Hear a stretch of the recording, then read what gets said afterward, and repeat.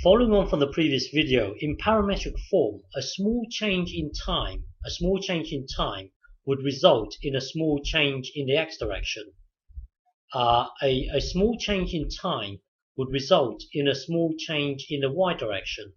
So once we have our dx, once we have our dy, we can work out the small change in the actual path. We can work out the small change in the actual path. So the point here is that for a given small change in time, we can somehow obtain dx. For a small change in time, we need to somehow obtain the small change in the y direction. Once we have our dx and once we have our dy, we can work out our ds, and then we can then sum up all the ds's. We can then take the integral, and we can then sum up all the ds's. The point here is that in parametric form, it is time that drives everything. So a small change in time, we would need to somehow obtain the small change in the x direction. For a small change in time, because time is a driver of everything in parametric form, a small change in time, we would need to somehow obtain the small change in the y direction. Now apply the same method to polar form. So in polar form, it is the angle that drives everything. So for any given angle, let's say for this angle here, the angle here, we have our angle. From this, we have our radius. If we have the angle and we have the radius, then we can work out we will automatically have the x distance. So x is r cos theta. In polar form, once you have the angle and the radius, you will automatically have your y distance. So y will be r sine theta. But the important thing here is that we will need just like up here,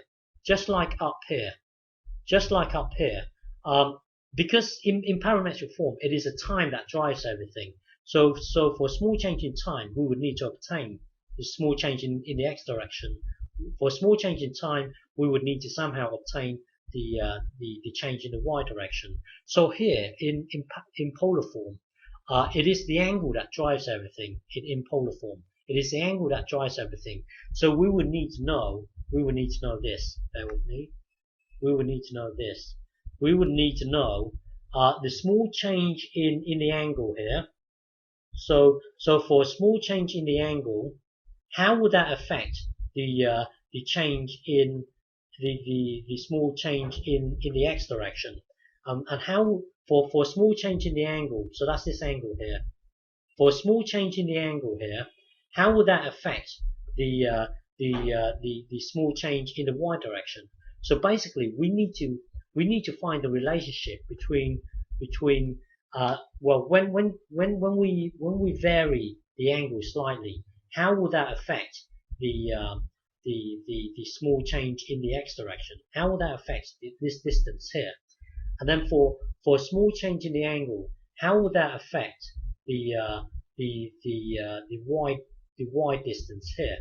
So the minute we have our dx, the minute we have our dy, then we can work out our ds. But the important thing here is that for a small change in the angle, the important thing here is that for a small change in angle, so when the particle is moving from here to here, we will need to find a relationship between delta theta and delta x, and we will also need to know the relationship between delta x and delta y.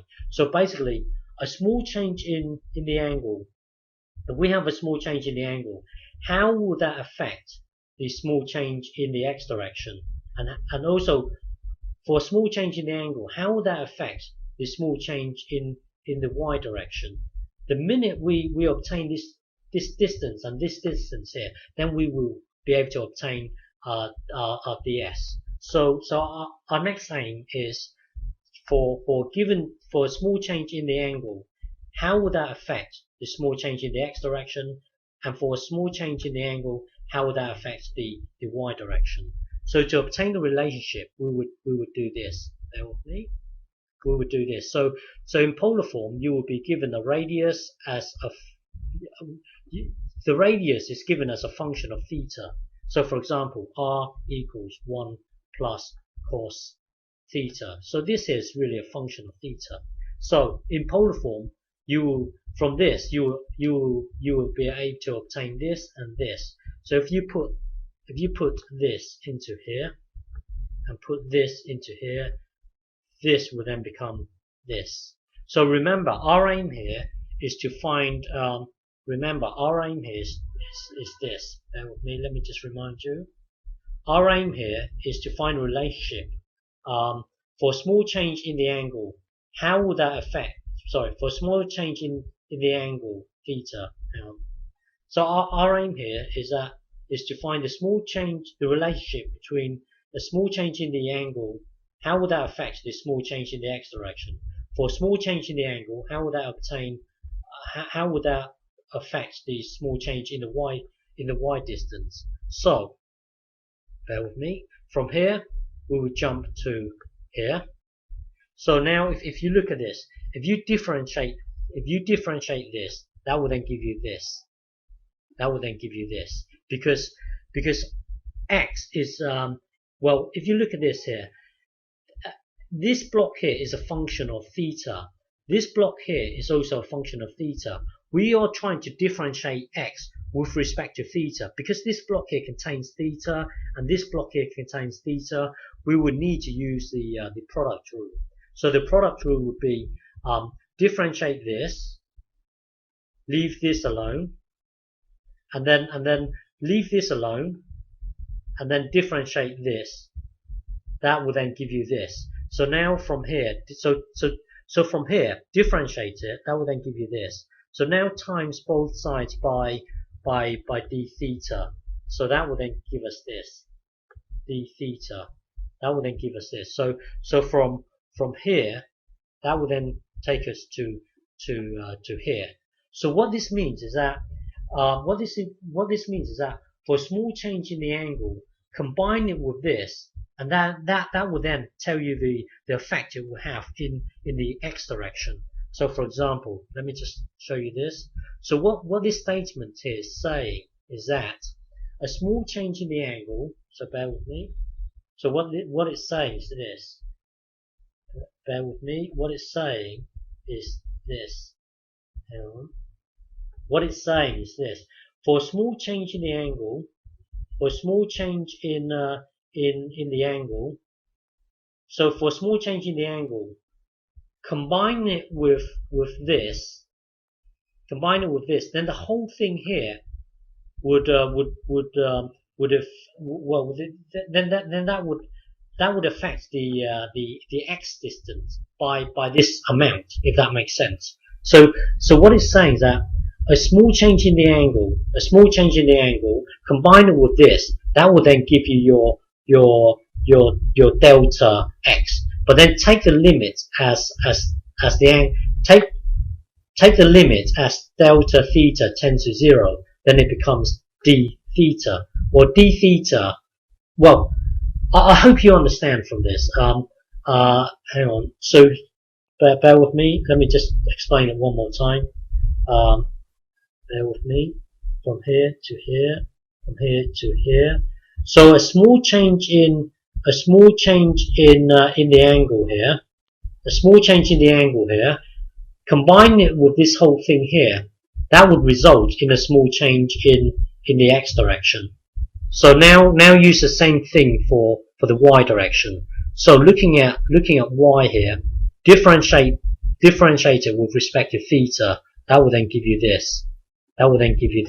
So now times both sides by d theta here. So this whole thing here will then become this. So what this statement is saying is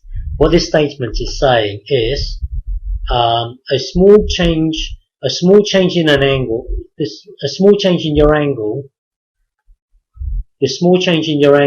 combine it with this whole thing here. That will then give you your small change in the y direction. So now we have dx, we now have dy. So we can then we can then combine the two to give us our dy. I will continue in the next video. Okay.